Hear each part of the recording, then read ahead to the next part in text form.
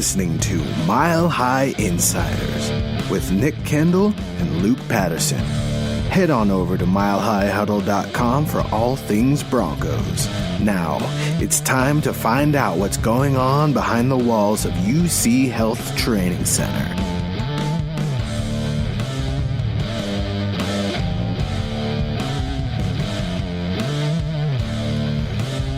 And welcome in, everyone, to Mile High Insiders. Yes, I am not the handsome Nick. You are joined once again by the bearded fellows, and we're excited to get in here, talk some Bronco football. Camp has officially kicked off, and man, just lots and lots going on, so it's going to be exciting. But Luke, how are you, buddy? Doing great, man. Doing great. Football is officially back. I know they've been in training camp and doing the ramp-up period. And, yeah, there's some basketball, hockey, and, you know, whatever baseball's going on right now. But I want to talk football because, for me, football is king. I don't care about other playoffs or any of that stuff. Good luck to all of them. But the news is, man, Friday, just a day ago, they got the practice going, dude. And I am so ready to start talking Broncos, man. And I'm just pumped to have you on the show, man. Well, yeah, appreciate you inviting me on. I know Nick has been put through the whirlwind, literally, the last week. And so everybody just keep thinking about him and all that he's going through, especially trying to move as well. Man, he's just got everything going on. Serves him right. Yeah. Serves him right. Absolutely. Serves him right. And you know what? I appreciate you being able to hop on. I was able to get some, building the Broncos earlier this week. Now we're getting some Mile High Insider in. So let's do it, buddy. Let's have a great show. Yeah, let's do it. All right. Well, I want to let everyone know that you can follow me at Carl Dumler, MHH. And, of course, Luke at Luke Patterson, LP. Yes, right there on the screen for anybody that wants to know. We chat all the time on Twitter. Sometimes we live on Twitter more than we ever should. And so, yeah, we love to chat with you guys, especially right now when everything's going on. Hit us up with any questions or thoughts that you have. You can also follow the podcast Twitter account. It is at Mile High or at MHI_football pod for anybody out there. Sorry, I'm used to my own show here. So trying to get into this one here, but I'm excited for it. Subscribe to our show wherever you listen to podcasts and leave us a rating. There's lots of other great podcasts that are going on here at Mile High Huddle. I think we have one out every single day of the week, so you do not want to miss any of those. And make sure you're heading on over to milehighhuddle.com of Sports Illustrated. We've got lots of great content. Luke, I hear you got an article coming out about Bryce Callahan. Yeah, absolutely. Bryce Callahan turning a few heads yesterday in practice. Should be dropping any minute now at milehighhuddle.com. We've got tons of great written content out there, folks. I mean, we've got guys and gals working through the night. We got, I'm constantly talking about Keith over there in Scotland, literally working through our night on Broncos film, devouring it. We've got Broncos country all over the world. So want to give a quick shout out to a few of our folks coming in here. I know we got Terry Randall up in the house. We got Big E, Cody Potter, some of our favorites. One of my good friends, Amanda's in there. She just came back to Colorado from Arizona, so welcome back. And, Broncos country, we want to hear from you guys, too. Where are you at? Where are you repping the orange? Because it is officially football season. But, yeah, Carl, Bryce Callahan, man, he's turning a few heads out there. For one, he's healthy and he's out there, so that's automatically going to catch somebody's attention. And two, he's grabbing an interception, catching an underneath interception from Pro Bowl wide receiver underneath the Cortland Sutton. So Bryce Callahan looking good. Odd to see that 29 and not associate it with Bradley Roby even after, in his second year now with the Broncos. But, yeah, be sure to go ahead and look at that on milehighhuddle.com. Should be dropping any minute. All right. I know that this podcast right now is powered by Overtime Media, and we already got it started off here. Terry Randall, you said earlier, coming in here with the super chat. Hashtag cheers to the beards. Hashtag Broncos world. Yes. Appreciate you, Terry. Yes, really appreciate that. And yes, you get to see these beards a little bit more here to close out August together. So I'm excited about that. Asked my wife last night how much she likes my beard, and it was not as glowing as I was hoping. Oh, no. Well,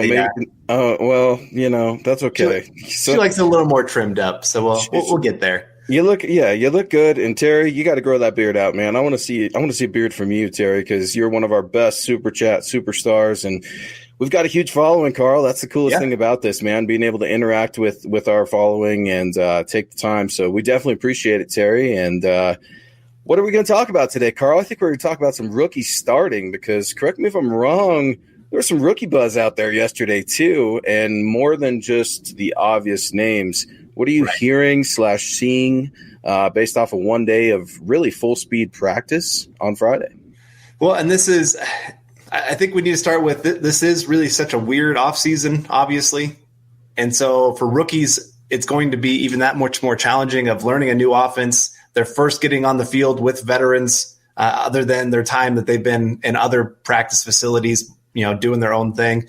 But to hear that some of the rookies really showed well, considering all that they've been put through, it just really it's one practice. We got to make sure we understand that. But at the same time, it's still good to know that these guys are out there making some big plays. And, of course, it starts with Jerry Jeudy. I mean, we've talked about it on this show how many times. He is one of the most NFL-ready players that any of us have seen. His route running is so advanced that most NFL players are probably going to be jealous of what he brings to the table. I think it was Kareem Jackson that talked about that, of his ability to cut was just something that it's better than any player he's ever seen. And you think about some of the players that he has worked with, DeAndre Hopkins, Cortland Sutton here in Denver. He's been with Emmanuel Sanders. There's a lot of guys out there. And it just to have him say something like that about a rookie after one practice, that's something special there. Yeah, definitely. That seems to be the overwhelming sentiment coming out of practice yesterday. I wasn't able to be there due to, current circumstances going on in the world right now. I think everybody knows what that means. But checking in with a few people. I know you're checking in with your people. I'm checking in with my people. I'm asking around. And it's not just media overblown hype on Jerry Jeudy. The players see it. The coaches see it. You've got Vic Fangio coming out praising Jerry Jeudy, and Vic Fangio doesn't just throw praise around. He's not a guy that just likes to compliment just anyone. Ask Von Miller, maybe the first to tell you. Yeah, absolutely. I think the only two Broncos Vic has ever really given praise to has been Jared Allen and Bradley Chubb. I think he called Jared Allen a gamer, and then he's always been a fan of Bradley Chubb. I think it's more of his style pass rusher, but him and Vaughn are going to get after it this year. But absolutely. Jerry Jeudy, he seems to be everything that has been advertised. I know the big thing for a lot of people is going to be comparing Henry Ruggs, his Alabama teammate, with the Las Vegas Raiders, and those two will be forever linked as long as they're in the AFC West together. But I think the Broncos really got the better of the two receivers. I really like what I see on film. And the nicest thing about this training camp right now is we're getting away from the workout videos, Carl. Yeah. Tired of seeing these workout videos. We're actually seeing these guys go one-on-one a little bit. Now, it does bother me because, the video footage access is somewhat limited. So I can't always see Drew Lock's dropbacks or what's going on and how it correlates. But, Jerry Jeudy, number 10, the 10 is still freaking me out because I think of Emmanuel. But, man, I'm starting to get goosebumps just thinking of this wide receiver. But I also get a little worried, a little nervous. I mean, anytime something's too good to be true, sometimes it's not. And, it is just one day of practice. But that one day of practice looked pretty damn good. Right. And you always have to keep things in perspective. The Broncos decided this year that even with the shortened offseason, to only have the rookies playing in a backup role. I think Jerry Jeudy took a couple snaps with the ones, but otherwise he was with the twos the entire day. Yep. The other guys we're going to talk about, they were all facing backup players. So keep that in mind again, that they're going to have to show that they can take those steps up. And I do wonder a little bit of how quickly, because of I think they only have 23 days of practice. Yep. Yeah, exactly. And something I just wanted to just piggyback off of real quick. You're exactly right. When you've got Jerry Jeudy burning Duke Dawson, I mean, you got to think about that just a little bit. Or Devontae Bosby, you got to think about that just a little bit. You're talking about NFL ready wide receiver coming in and not beating the brakes off of, but he's beating these guys in the secondary unit. Yeah. Yeah. So, we could talk about Jerry Jeudy all day, but I do want to get to some of our other rookies that we've maybe heard a few things about. Jim Hilton coming in saying, thumbs up, hit the like button, folks. Yes, make sure you are hitting the like button, or you can hit whatever button you want, but we appreciate the like buttons. And then here we go, another rookie. Chase Wellner coming in with the super chat. Read a piece on MHR that had Strnad, going to practice squad. He's a rookie, but Denver is lacking coverage skill with the inside linebackers. What's your prediction? Tough to talk about just because I haven't read that, so I don't want to speculate off anything I haven't read or things that I haven't heard. But I like Justin Strnad a lot. In fact, I like him so much that I don't want him on the practice squad. So by no means am I trying to, dump on another publication or anything like that. And in fact, it's a small world. A lot of us have kind of crossed lines in the publication world and podcast world, and I have nothing but good things to say about those cats over there. That being said, Justin Strnad, I like him, Carl. I like him a lot. And I like him too much to be on the practice squad. Yeah, I haven't read the article either. I'd be interested to see who they have making at the off-ball linebacker spot to just see, because right now, of course, you've got you're going to have Alexander Johnson. He's going to make the starting roster. You're going to have Todd Davis. What Troy Rank said about Alexander Johnson? What's that? He said he's going to have a Pro Bowl year.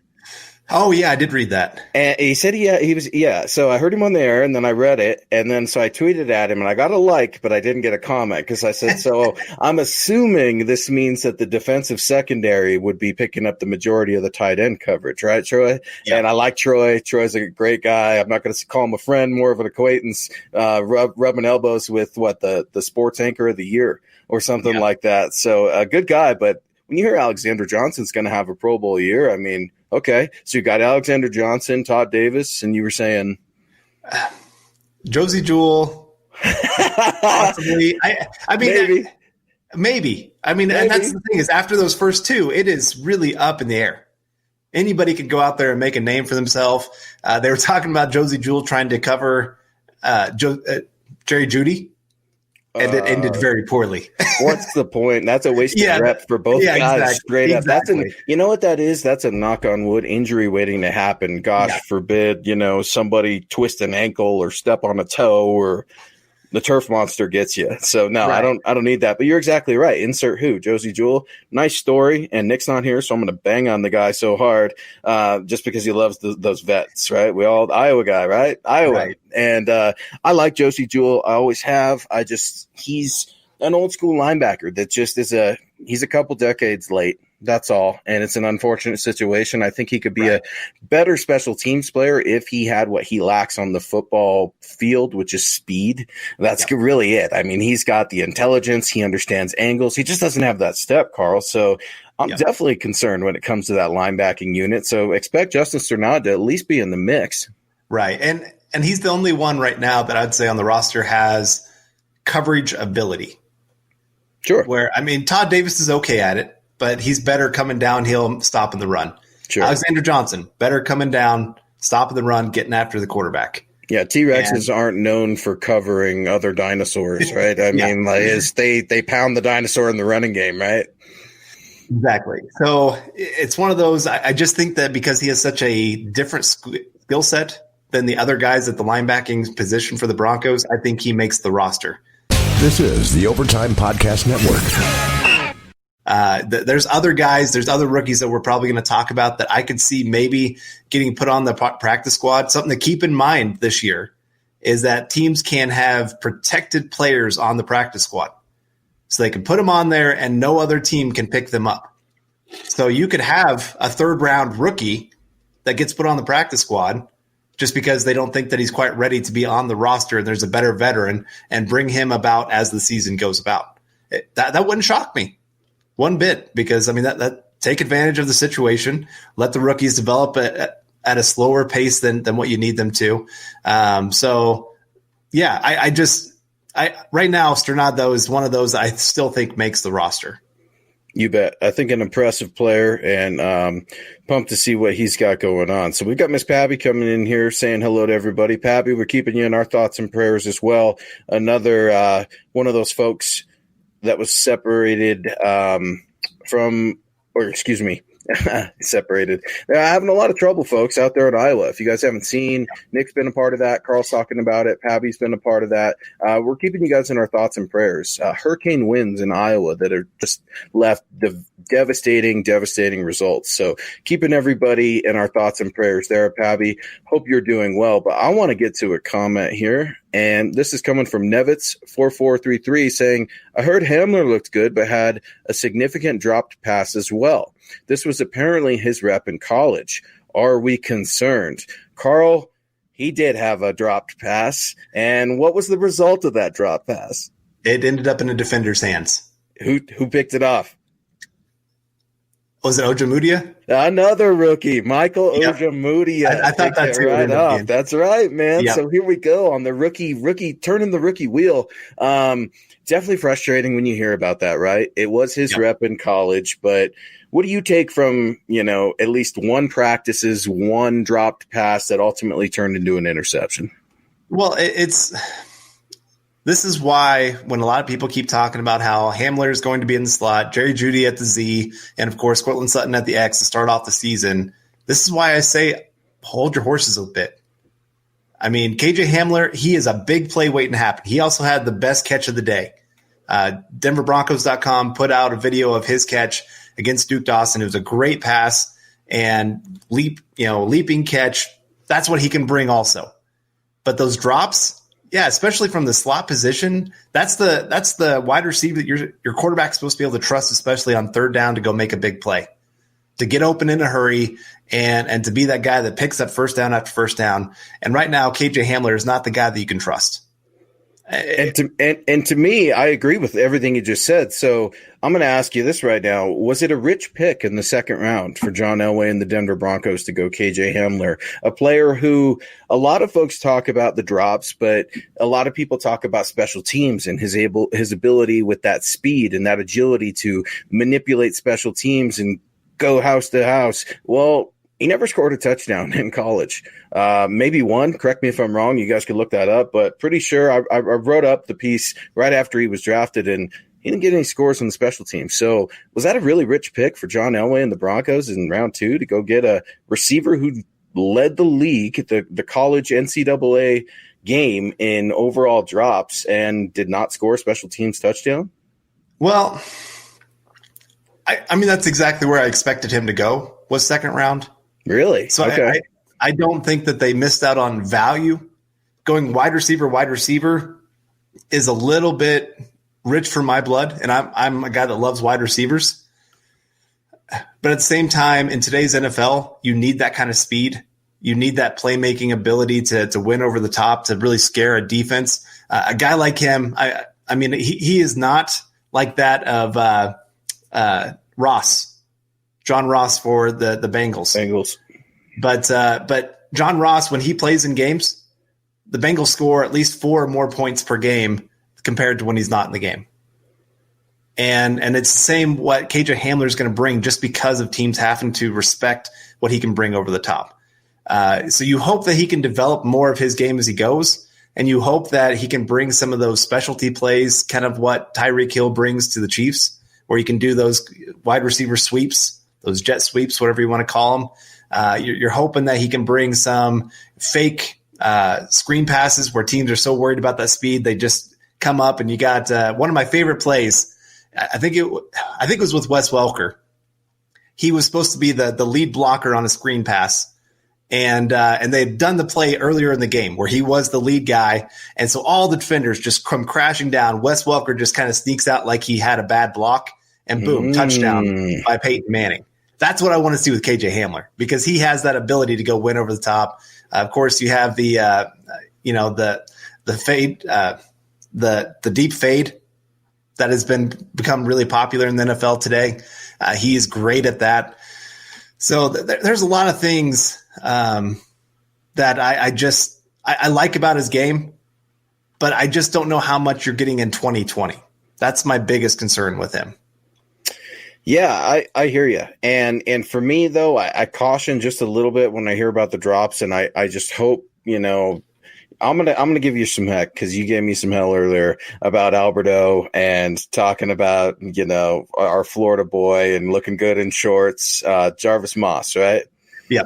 Yeah. So, folks, I put out a tweet the other day saying, Alberto was flashing some heads and looking good out there before they started the Friday practice. And Carl hops on there and starts chirping me, saying, dude, Jarvis Moss looked good. Jarvis Moss, an old pick from Mike Shanahan out of the University of Florida that was garbage as soon as he put on the pads and never really did anything for the Broncos. So I'm gonna kind of give you a comparison that I hope doesn't happen with KJ Hamler. I don't want another Trindon Holiday or Isaiah McKenzie or I want this guy to be able to do what he does, and if that means we don't need to use him in the receiving game because he's so focused on not muffing a punt. Let's leave him off special teams and let's focus on the wide receiver development. So do I think he's going to be an immediate impact? Probably not. I think it's going to take a lot of time. And to use Troy Rank's, I love his mottos, right?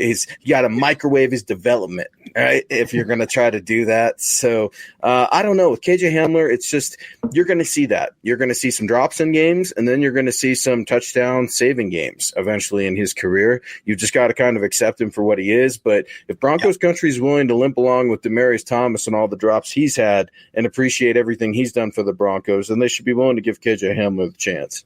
Yeah. I wanted to get to this. Jay Anderson coming in with a comment. Guys, it's Hamler's first training camp practice. Very true. He can work on his hands. Very true. If it happens all camp, then maybe it's time to worry. Here's what I want to say about hands and wide receivers. There are those guys who are just absolutely naturally gifted with their hands. You think of like OBJ. I think of even like Emmanuel Sanders. That man, he never dropped anything. I was always impressed that I think that was one of the most underrated things about Emmanuel Sanders. The man just caught everything thrown his direction. There's been a lot of videos of Brandon Lloyd put out there lately. That man he had sticky hands. Yep.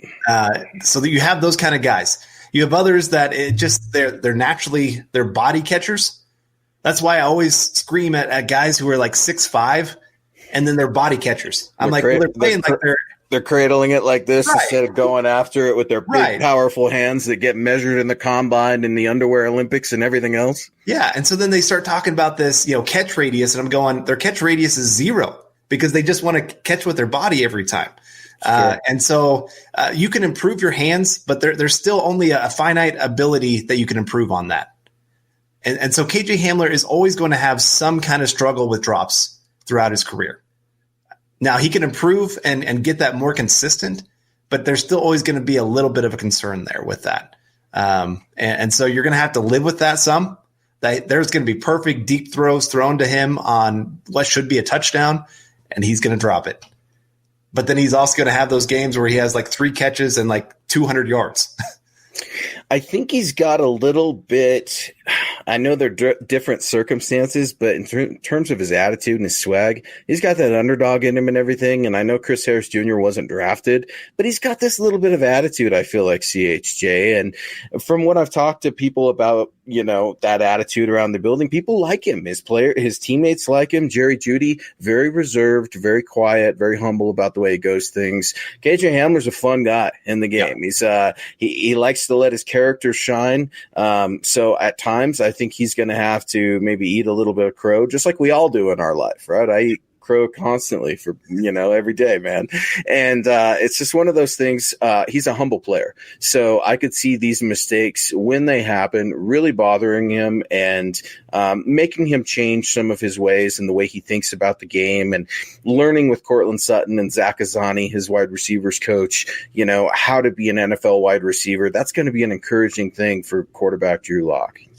And I think the biggest thing that I want to see from him, how does he bounce back after a drop? I think one of my biggest issues with Demaryius Thomas, if he had that first pass that was a drop, he just really disappeared the rest of the game. Yeah. It just really bothered him. It got to his head, and he just couldn't stop thinking about it. And so then he would compound mistakes. My dad, he and I love to go golfing. And I beat him almost every single time, not because I'm a better golfer, but because he has one bad hole and it just spirals out of control. he can't get himself like one bad shot all of a sudden turns into about 5 bad shots. You're chirping at him, aren't you? You're chirping at your dad, just like you chirp at me on Twitter anytime I'm happy about Alberto. It must be, man, you're Team Iowa too, because I'm telling you boys right now, Alberto, this might not be his year, but you know what? Year 2, I think it's going to be really something. And I think all these Iowa boys, man, y'all better watch out. So talking about Alberto, I guess I'll put this one out there a little bit. I had one of my people tell me, don't be surprised if Alberto is one of those protected practice squad players. No, I'm not calling you a liar. I'm calling your people misinformed, because that is crazy. Okay. No way. What? Okay. So how many on average, roughly, tight ends does an NFL team carry on the active roster? Usually 4. Okay. So who would those 4 be on the roster for you right now? So you got the obvious ones of Noah Fant, obviously going to be there. Yep. Nick Vanette's going to be there. Yep. And so then I think after that, that's where you put my boy. You got to put Alberto right there. Okay. And I'll say this. I do think he makes the final roster. Sure. I'm just saying, don't be surprised, just because, again, when the tight end room is actually pretty full. That's one nice thing that the team's running into, other than Austin Fort's injured.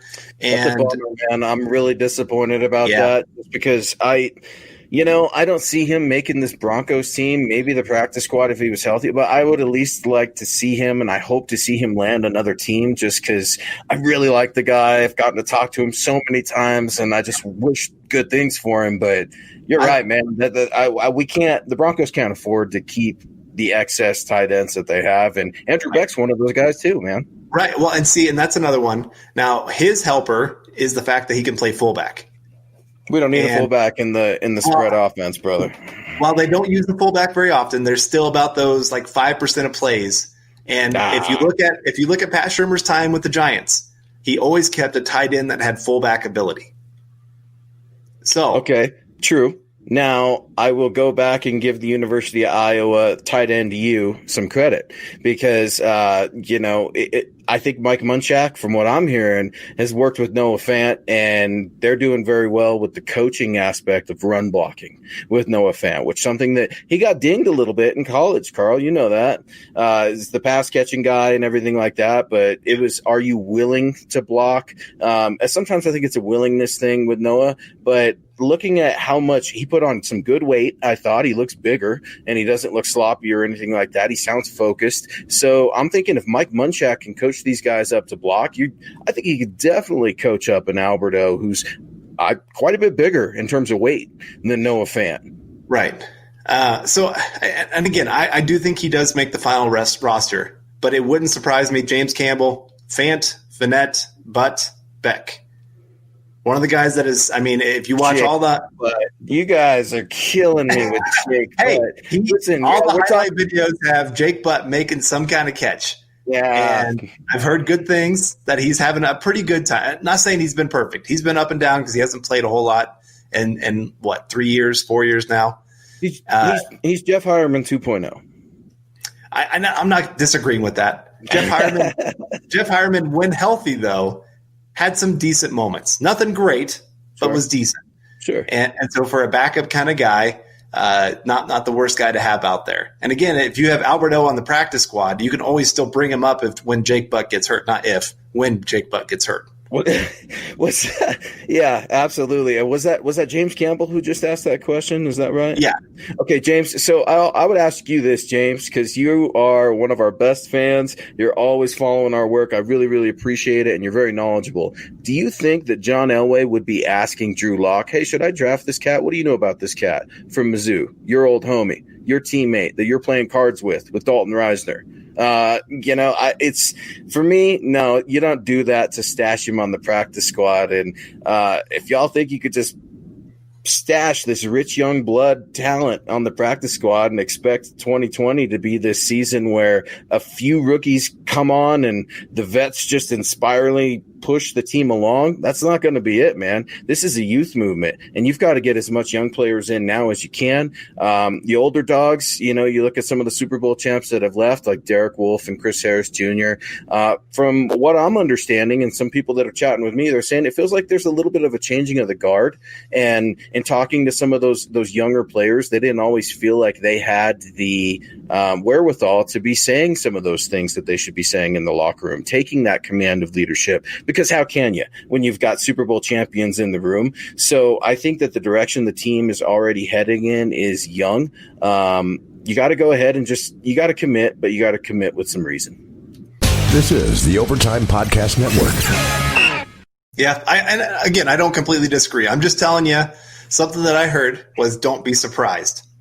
I'm starting to – one day I'm going to sniff it out, and I'm going to give everybody a behind-the-scenes look. I was asking Carl who his sources were last time we were talking, last week, and he wouldn't tell me. So I'm still bitter and I'm grouchy, but I've got suspicions. I've got lots of suspicions, Carl, on who it is, and it better be someone with a beard because otherwise this just isn't going to work, man. I'm feeling some betrayal. I'm sorry, man. Terry Randall coming in once again. # use the force, Luke. Appreciate you, Terry. Thank you, brother. And you did pop up on the Mile High Huddle. I just dropped a new article, y'all. Holla, holla, dropping it. Yeah, man. Chad Jensen just put out, one of our editors, the boss man, just put out an article. I wrote up on Bryce Callahan. And basically, if Bryce Callahan's going to have a comeback, it's got to start now in training camp. Yep. I'm not saying that he's going to. I don't know what the future holds. Just like we were ripping on Jake Butt, I've been ripping on Bryce Callahan too. He survived practice one day and did a great job. Now I want to see if he can go do that tomorrow and on Monday. And was trying to talk to Chad a little bit. And Carl, I know you know quite a bit about it. Right now on Friday, they did the 2-hour practice session, which is really weird, right? We're talking about all these unprecedented times and what's going on. Sunday, they'll be doing a 2-hour practice as well. But then Monday, they got to scale it back a little bit, right? And then Tuesday, ramp up again. Can you talk a little bit about how training camp in this new world is looking here in middle to late August? Well, it's one of those, because everything is squished together, you want to get in as much as you possibly can, but you want to keep everyone healthy. I mean, that's usually the main goal of getting out of training camp is get players kind of used to each other, stay healthy, and just kind of build chemistry. I mean, it just that's pretty much it. You're not trying to. You got some of your younger guys trying to make a name for themselves. You're doing a little bit of coaching here and there, but for the most part, it really is just trying to get to week one healthy. And the Patriots are a great example of a team that even start off the season, they use the first month almost like preseason, where they're just trying to get into the flow of everything because they want to keep everyone healthy. And so it does take a lot of time. And with this, I'm interested to see how amped up practices are. Because even Fangio talked about it where, hey, we've got to be on point. We've got to be hustling in between plays. We've got to be, putting in the work right now because it's going to be here quick. And so, but at the same time, like I said, you want to protect the players. So you need those practices that are going to be a little easier after the padded practices, but you still need those padded practices to get players used to hitting again. I mean, they haven't hit since January.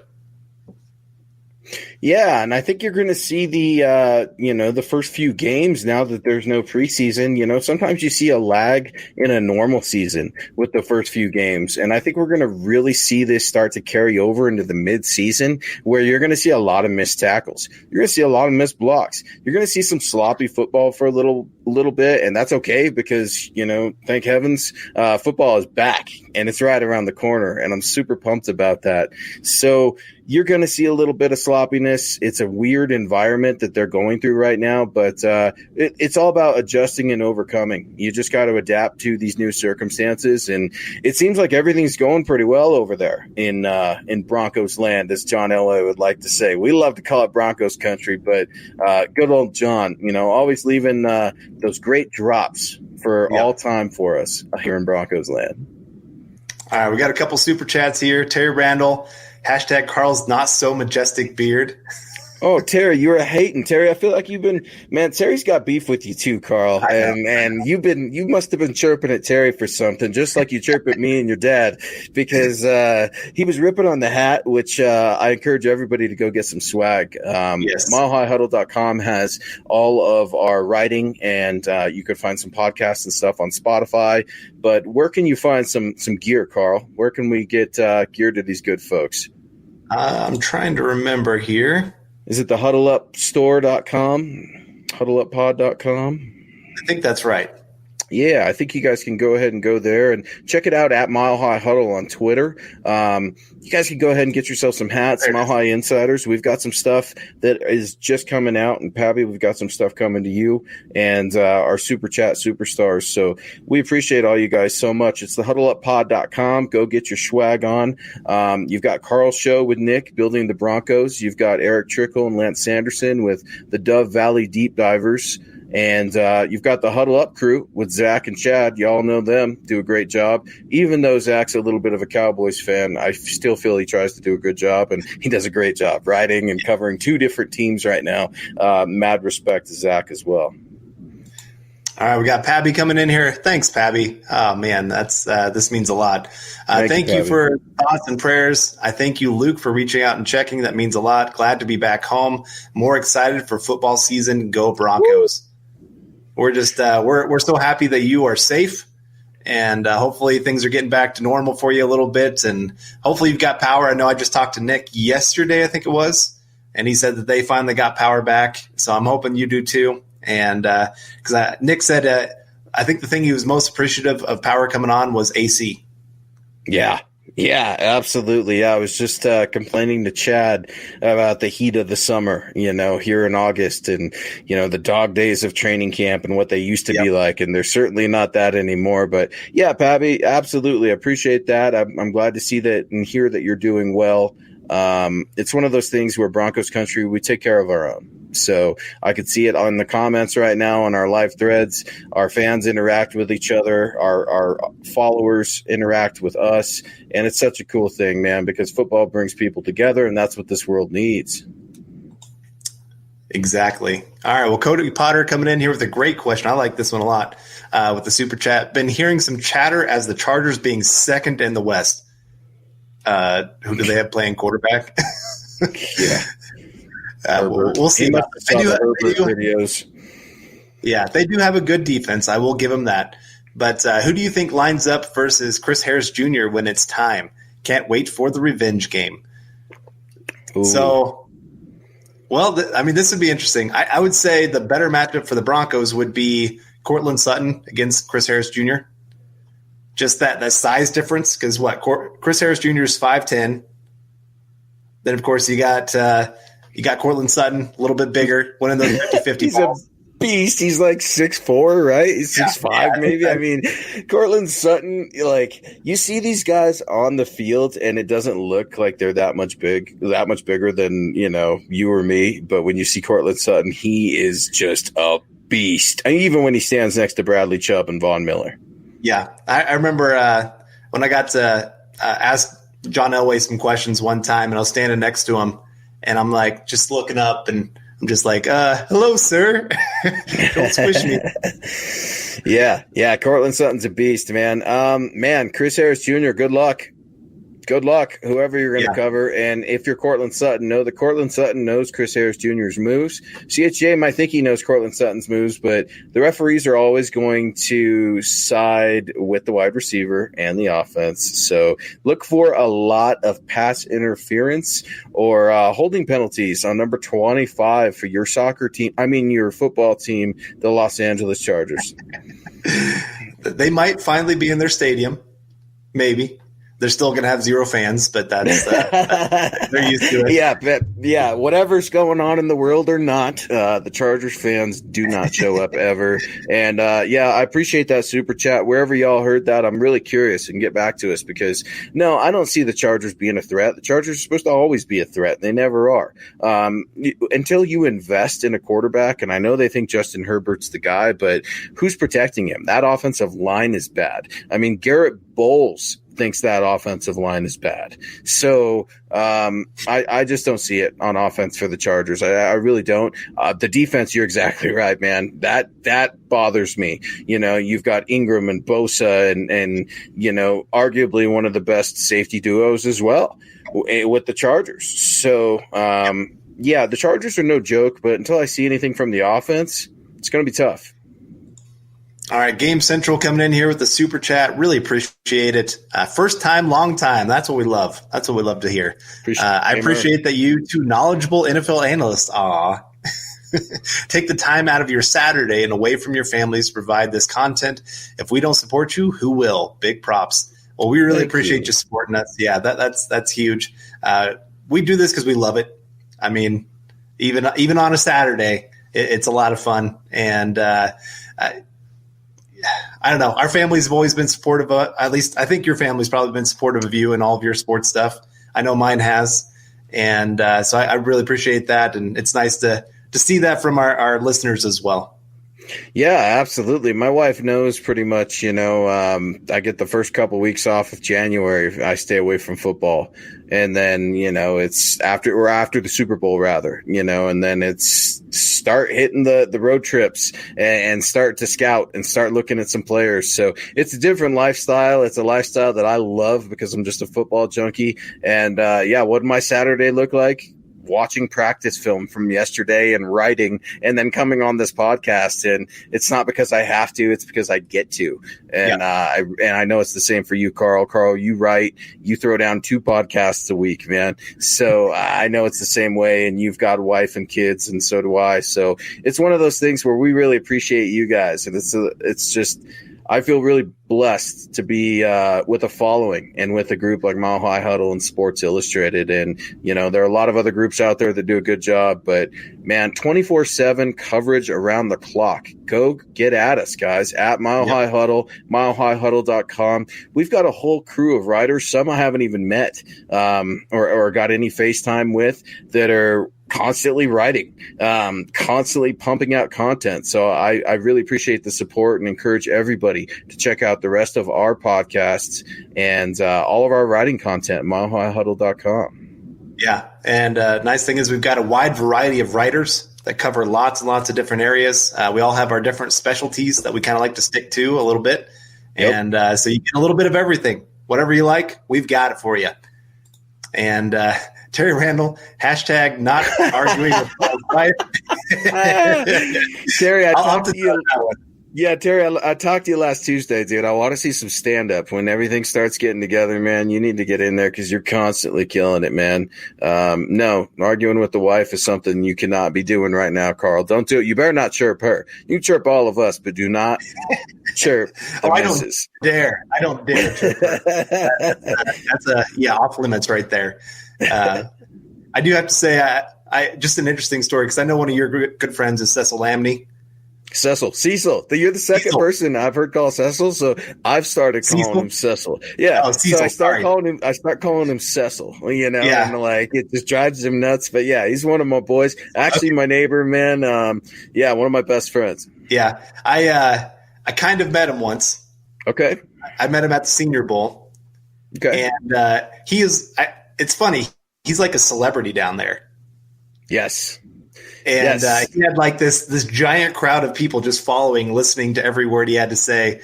And I was nervous. I didn't actually go up and talk to him. I was just I was like, that's Cecil. Can't talk to that guy. He's too big. Oh man, it's really I regret that now. It's really funny because I've heard that before from other folks, and don't tell him that. I'm not going to tell him you think he's a celebrity because it'll go to his head, and we don't need that. But no, in all honesty, man, Cecil's actually how I got my start. I competed in a radio contest with his station, and John Davis ultimately beat me out, another good one of my friends. And no, Cecil's been a good mentor for me, man. He's done a lot for me, so maybe one day we could get Cecil on the show. Yeah. He's one of the most knowledgeable people in the scouting community, and he's introducing me to the scouting community. And I actually went on the All-Star road trip with him last year, and it just fascinated me to see NFL scouts agents, and coaches all going to Cecil because the guy knows football. I mean, I thought I was addicted to it and I thought I had weird hours. That guy doesn't sleep. And go check him out, folks, at Cecil Lammey. He's a friend of the show. He's constantly plugging our work on, Mile High Huddle. So, and on 104.3 The Fan. So they're good friends of the show, man. But no, maybe one day we'll get Cecil on because that cat knows football and talent can come from anywhere, man. And it's one of those things we're so excited for the draft. And we got all these rookies because of that research. And a lot of those cats saw some of them at the Senior Bowl, some of them at the Shrine Game. And we get the youth movement, baby. It's in full swing for the Denver Broncos. All right. We got another question here from Harry Burgos. Another super chat. Really appreciate that, Harry. Thanks, Who Harry. do you think is more likely to step up and become a great contributor this season? Tim Patrick or Deshaun Hamilton? Tim Patrick all day. 10 out of 10 times. 10 out of 10 times. I'm not even going to let you get it out of your mouth before I say it. Tim Patrick. I really, really like Tim Patrick. I do. And Tim Patrick profiles a lot more like Courtland Sutton. God forbid Courtland Sutton went down with an injury, I would feel much more comfortable replacing Courtland Sutton with Tim Patrick just because they're similar in the body builds, the profiles, the 50-50 balls. By no means am I saying Tim Patrick's the second coming of Courtland Sutton just because that's not it. But he provides – he's the true vet in that wide receiver room right now.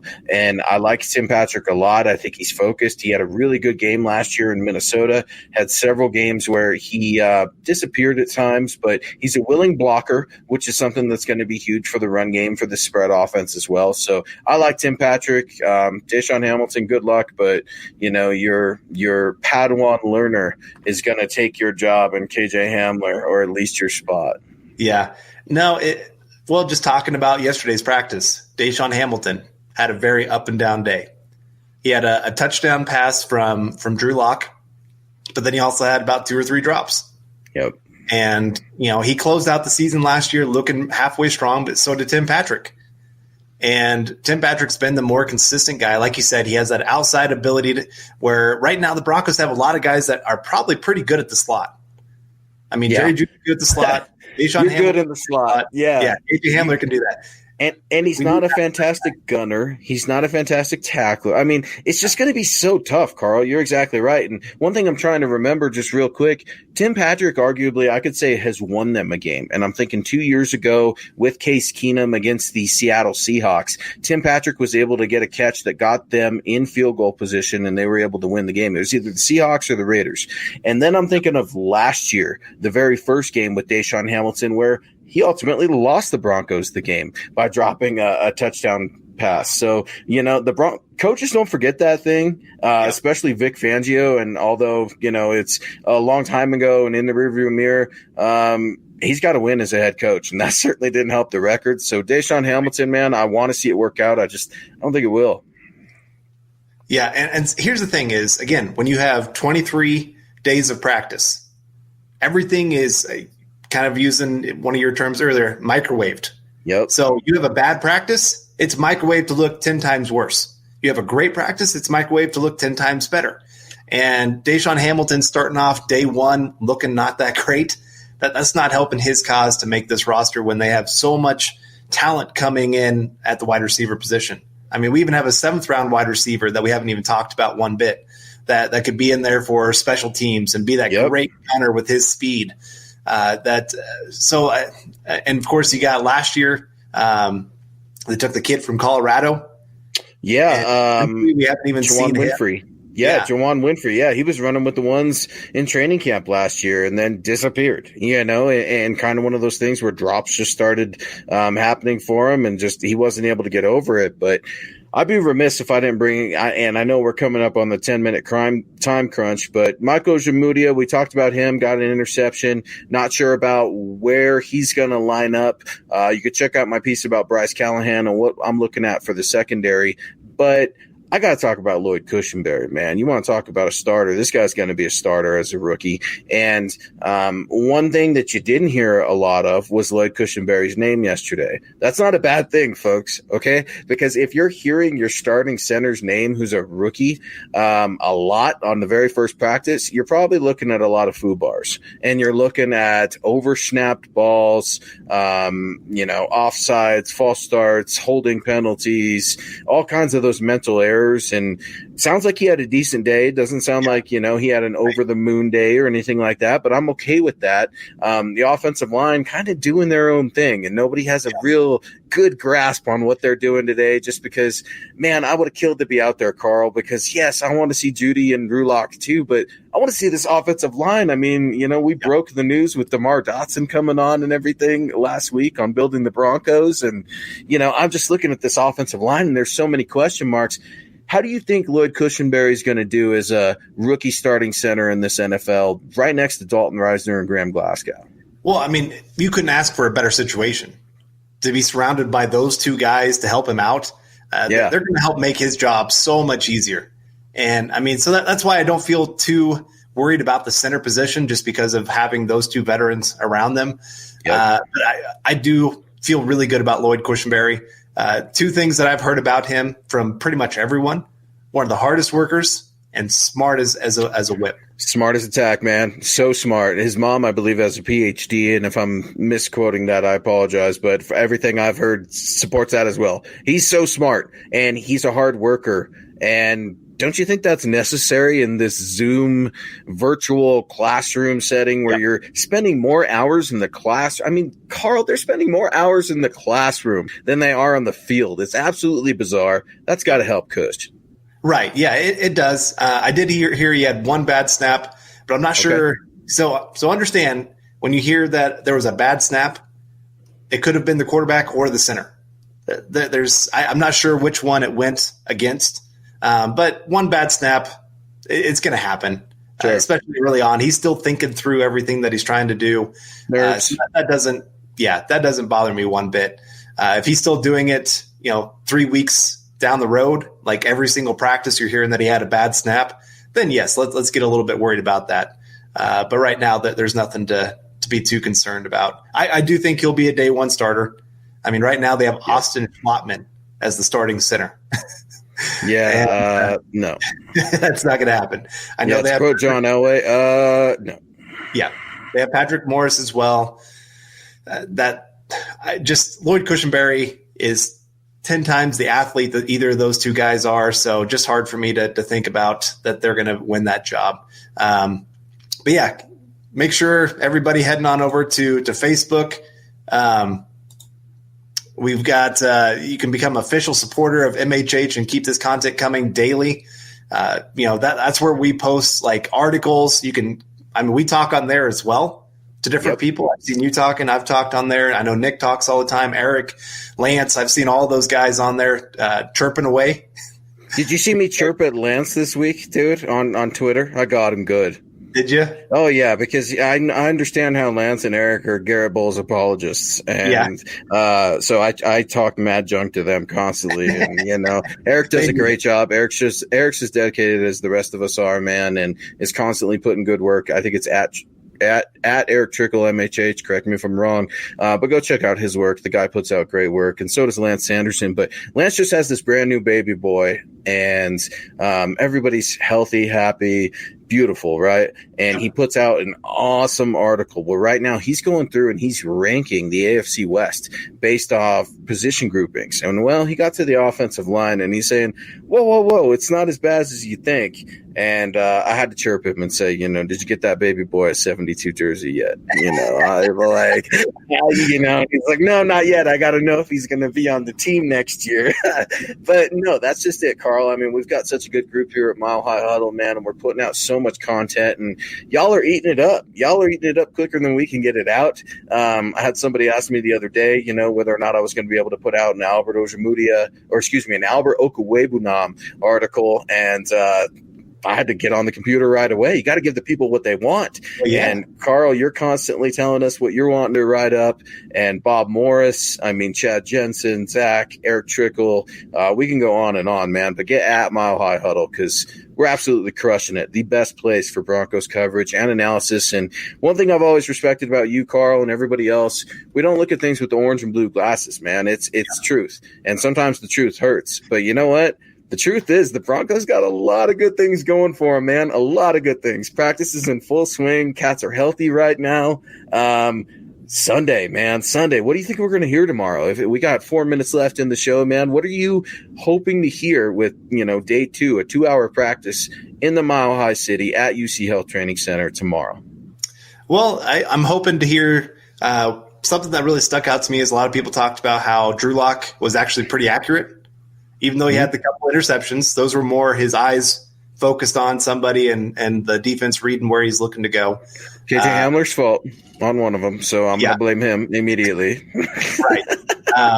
The other, when you look at it, Bryce Callahan knows the defense. He knows Vic's schemes, so he just gotten underneath route. So, yeah, go ahead. I'm sorry. I don't mean to interrupt. No, you're good. I gotta interrupt there because, I'm not going to let Drew Lock's name get tainted on the first day of practice ever.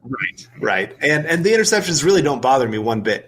I honestly, I'd be worried if I wasn't hearing about some interceptions because he needs to be testing the defense, testing what he can get away with. Peyton Manning threw tons of interceptions in training camps because he was testing what he could do and what he couldn't do. James Campbell coming in here, at Eric Trickle, at Sanderson MHH, at John K MHH, who's Buana, at Bob Morris Sports, at Keith C _NFL. Follow all those guys. They are all worth a follow. They put out great stuff out there. And so I just want to hear that he continues with his accuracy because that's one of the big concerns coming out of college was that he wasn't always the most accurate guy. A lot of times throwing off his back foot, relying too much on his arm talent rather than being technically sound in what he's doing. And so I want to hear that. I want to hear that the defense actually – part of me does want to keep hearing the defense gets turnovers because that was one thing that was missing last year. That's always been a big part of a Vic Fangio defense. Yep. So them having a lot of turnovers made me think that this defense is really coming into its own. And speaking of defense, what I kind of want to hear about defense, and I don't want anybody to jump after me, but I want to hear that, maybe if the ones when ones finally go against each other, the ones and twos, I want to hear about that defensive line kind of ruining the offense for a couple series. I want to hear about Jarrell Casey, busting through, even if it's against Jake Rogers or Austin Schlottman or, I want to hear about that because I'm so excited about this defensive line. I know you guys are really pumped about Draymond Jones. You look at what Jarrell Casey brings to the party. We're all wondering what Bradley Chubb and Von Miller are going to do on the outside, but a lot of exciting stuff, man. And I'm really pumped because, there's just, when you look at it, man, I think it's realistic to go right down the list and say Jerry Jeudy, obvious starter for day 1, Lloyd Cushenberry, obvious starter for day 2. So you've got 2 starters right now, I feel like etched in stone. And then you've got a few in the bubble. Who are your bubble players that may or may not start games this season? So Ojemudia, of course. Yep. Corner out of Iowa. The first 2 are locked in. That third cornerback, that's going to be such a huge battle here in camp. Sounds like Yadam got the first chance the first practice. He was kind of up and down. Bosby's going to get some opportunity. I like Bosby a lot. Me too. I think Eric's got a few opportunities, but Ojemudia, he's the guy that's going to be the long-term solution. We'll see if he can be the short-term solution as well. So that's one that I think will get some starting reps out there. I think Justin Strnad could really play that nickel linebacker, which to me is still a starting position in the NFL right now, even though he won't be listed as a starter. The guy that can go out there and cover, I think he's going to get maybe, 400 or 500 snaps this year, which is about half the snaps on defense. Yeah, and we talked about it. He's what Sua Craven should have been. So, if you could get him into the mix, KJ Hamler into the mix, I still think McTelvin Najim by the end of the year is going to be playing. He's going to be playing significant minutes. I don't know whether or not he's going to be a starter his rookie year, but I project him to be seeing some minutes too. So, yeah, man, we've got a lot of excitement coming. Sunday, you're going to have the Huddle Up podcast tomorrow night, taking you guys through Chad Jensen and Zach Kelberman, taking you guys through day 2, really, of training camp. I'm saying day 2 because that's all that matters. Yeah. All right. Well, before we get out of here, we got a couple more questions coming in that I want to get to. Cody Potter coming in here with the super chat. What are the pass rush attempts you see this offense going with? What are the pass to rush attempts, you see this offense going with? I see more of a passing team, like 35 attempts per game. # Broncos AFC West champs 2020. Ooh, I love it, Cody. I love it. Cody, again, one of our super chat superstars. Cody, appreciate you so much, brother. Hope you're doing well. Man, that's tough. It's a passing league, Carl, and we know that. That's why Pat Shurmur's here. That's why he's here to help Drew Lock's development. That's why the Broncos go back-to-back wide receiver. That's why they get a running back in Melvin Gordon who can catch. What kind of ratio are you seeing? Because I don't know, man. I don't know how many runs we're going to see. Mike List is speculating Philip Lindsay's runs are going to be significantly cut in half. That tells me if Melvin Gordon's getting some carries, Philip Lindsay might be getting 4. How many Gordon would get? I don't know. Maybe 9, 10? Yeah. So here's the thing is I'm going to divide the season up in halves. Okay. I'm going to do this. First half, I think you're probably going to see more 50-50 run-pass split. Which you saw yesterday from what I understand in plays too. Yeah. And I'm talking about that for the overall offense. Just because, you got these young guys at the wide receiver position being worked in, and you got Drew Lock in his second year. You got an offensive line that's trying to find some kind of chemistry together with a couple new pieces, especially on the right side there. And so I just see them leaning on the run game early on, especially when John Elway comes out and says that we're going to have to lean on the defense early in this season while the offense finds their chemistry. Yep. And that to me screams, let's go run the football. You got Melvin Gordon, you got Philip Lindsay. Lean on those guys. Those two are two superstars on this team that you can lean on and trust and make teams have to respect that you're going to run the football. You could see a very low-scoring game that first week against the Titans because you got two teams that I think are going to be really pounding the football, playing position football. And but I think as the season goes on, then you're going to see more of that 60-40 split, 60 pass, 40% run, as Drew Lock and the others come more and more. Carries-wise, I think you're going to see 60-40, Melvin Gordon getting 60, Philip Lindsay getting 40, unfortunately. I know that's going to disappoint some people. Yep. It is what it is, man. You've got a $12 million back and you've got a $600,000 back.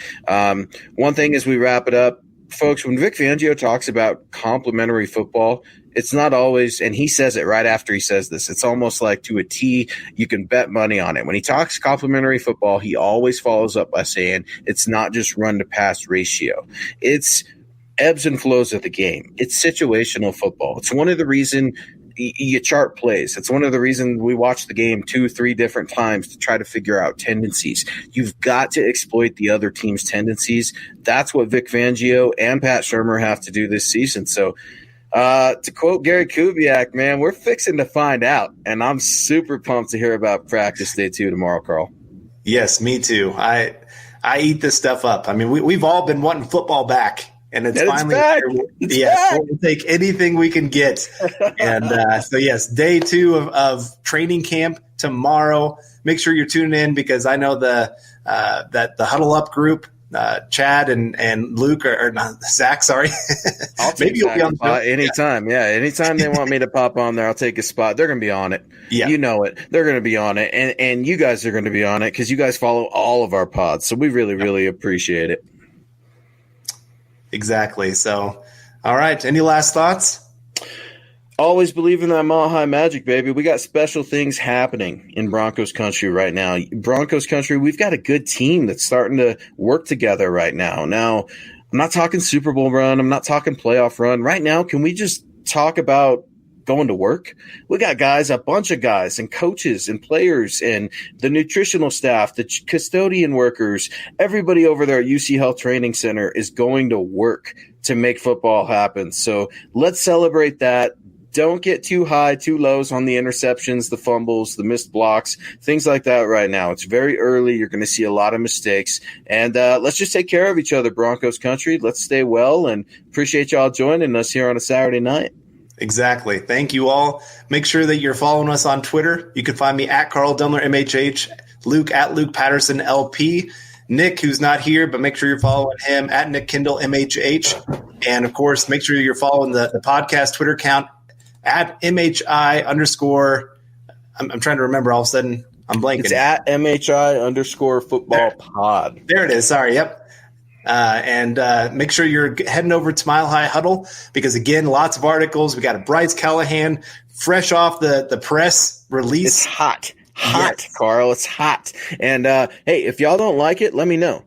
Let me know where I'm wrong. Let me know if you don't think Bryce Callahan's going to make it. So we want to hear from you guys. Again, many, many thanks. Appreciate you, Carl. Appreciate you coming in. And we got more bearded glory coming for everybody here in the near future. Exactly. Yes, we were going to have a few more episodes. Nick's going to be moving. So you're going to get these beautiful mugs many, many more times here. So we love you all and appreciate you joining us here on another Saturday with MHI. And we're going to close out our time here, but make sure, again, that you're following all the different podcast accounts. Head on over to wherever you're listening to podcasts. Leave us a rating, leave us a comment, whatever you want to do. For Luke, I'm Carl, wrapping up another episode of Mile High Insiders. We hope you enjoyed it, and we will see you soon. Go Broncos. You've been listening to the Huddle Up Podcast. Join Broncos Country's deep divers at milehighhuddle.com to keep the conversation going.